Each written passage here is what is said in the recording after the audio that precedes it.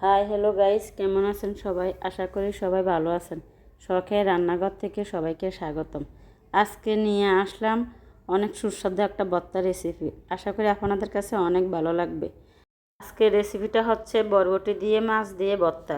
তো চলে যাবে প্রস্তুত প্রণালীতে। প্রথমে আমি বরবটিগুলিকে সুন্দর করে কেটে ধুয়ে পরিষ্কার করে সিদ্ধ করে নিয়েছি। তারপরে এক পিস রুই মাছ লবণ দিয়ে ভেজে নিয়েছি। এরই সাথে পেঁয়াজ, রসুন এবং শুকনো মরিচ ভেজে নিয়েছি। সমস্ত উপকরণগুলিকে আমি এবার একটা বাটনের সাহায্যে পিষে নিব। আজকের এই ভর্তাটা আমার ছেলে এবং মেয়ে অনেক পছন্দ করে। আমার কাছেও গরম গরম ভাত দিয়ে খেতে অনেক ভালো লাগে। আমাদের নোয়াখালীতে মাছ দিয়ে বরবটির এভাবে ভর্তা তৈরি করা হয়। আপনারা এভাবে একদিন তৈরি করে দেখবেন, অনেক সুস্বাদু। আসলে মাছের ভর্তা যেভাবে তৈরি করে হোক না কেন ভালোই লাগে, তবে এরই সাথে শুকনো মরিচই সবচেয়ে আমার কাছে যে কোনো ভর্তা ভালো লাগে। আমি আসলে ভর্তার মধ্যে কাঁচামরিচটা কমই ব্যবহার করে থাকি। কথা বলতে বলতে হয়ে গেলো আমার ভর্তা ফিসি। এবার গরম ভাত দিয়ে সবাই একসাথে খেয়ে নেব।